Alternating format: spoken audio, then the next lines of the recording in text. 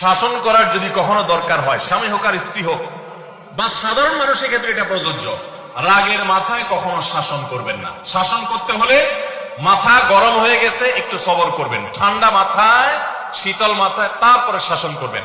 যখন রাগ উঠছে তখন কিছু বলতে যাবেন না। আপনার রাগ উঠছে আজকে, আপনি নিয়ত করেন আগামী 24 ঘন্টা পর এটার আমি বিচার করব, একটা বিহিত করব, এটার আমি কিছু একটা করে ছাড়বো। 24 ঘন্টা টাইম নেন, ইনশাআল্লাহ আপনি নিশ্চিত থাকেন 24 ঘন্টা পর যদি আপনি এটা নিয়ে বসেন তাহলে আপনার এই বসাটা অনেক বেশি হবে ন্যায়সঙ্গত। এটাতে কোনো প্রকার সীমালঙ্ঘন থাকবে না, রাগের চোটে অন্যায় আচরণ হবে না, জুলুম হবে না, বাড়াবাড়ি হবে না, যথাযথ শাসন হবে। যে কোনো মানুষের ক্ষেত্রে এটা প্রযোজ্য। আপনার একটা ছেলে এমন কোন অন্যায় কাজ করছে, আপনি এখন তাকে মাথা হট হয়ে গেছে, এখন শাসন করতে গেলে জুলুম হয়ে যেতে পারে, একটু সবর করেন, সময় নেন, দেখবেন রাগটা প্রশমিত হয়ে লেভেলে চলে আসছে। এরপরে যদি শাসন করেন দেখবেন জুলুম হবে না। তো স্বামী স্ত্রী উভয়ের ক্ষেত্রে একই কথা প্রযোজ্য।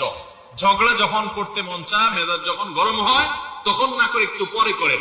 আমি সৌদি আরবে প্রবাসে যখন ছিলাম আমি দেখেছি অনেক বাংলাদেশি ভাইরা, তখন নেটের এত বেশি প্রচলন ছিল না, তারা মোবাইলে একটার পর একটা কার্ড রিচার্জ করতো 50 রিয়াল 100 রিয়াল দিয়া। কেন?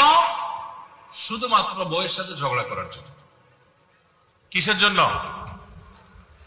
কারণ কথা বলতেছে, মনে করেন কোন একটা বিষয় নিয়ে তুমুল বিশ্বযুদ্ধ বেঁধে গেছে দুজনের, এখন এই পাশ থেকে ওই পাশ থেকে কথা চালাচালি ঝগড়াঝাটি চলতেছে, চিল্লানি চেঁচামেচি, হঠাৎ করে লাইন কেটে গেছে, ব্যালেন্স শেষ, দৌড় দিয়ে চলে গেছে দোকানে, এই তাড়াতাড়ি একটা কার্ড দেন ভাই, তাড়াতাড়ি রিচার্জ করতেছে। কেন? তাকে এখন কি করতে হবে? অসমাপ্ত ঝগড়ার সেকেন্ড ইনিংস শেষ করতে হবে। আবার কার্ড শেষ হয়ে যাচ্ছে, ইনিংস ঘোষণা হয়ে গেছে, আবার যে সে কার্ড রিচার্জ করে থার্ড ইনিংসে ঝগড়া করছে। কত বড় বেকুব চিন্তা করে, কত বড় নির্বুদ্ধিতা।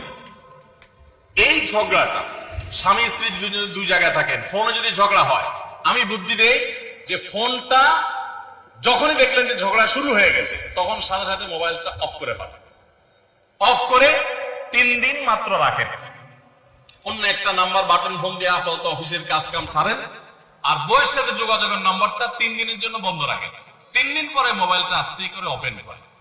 এবার নিয়তি করেন যে ঝগড়া এটাই হবে, বরে বলবেন দেখো তোমার সাথে ঝগড়া এখানে এই পর্যন্ত থামতেছে, আমরা এখান থেকে আবার শুরু করবো ইনশাল্লাহ 3 দিন পর। 3 দিনের বিরতি দিচ্ছি, যুদ্ধ বিরতি, যথারীতি 3 দিন পরে আমরা আবার শুরু করব।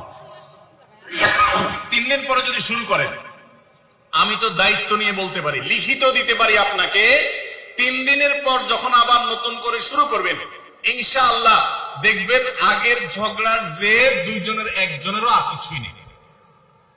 এখন বড় যদি বলেন 3 দিন পরে ফোন দিয়ে বলেন হ্যাঁ বলো তুমি জানি কি বলতেছিলা, দেখবেন যে আর কথা খুঁজে পায় না।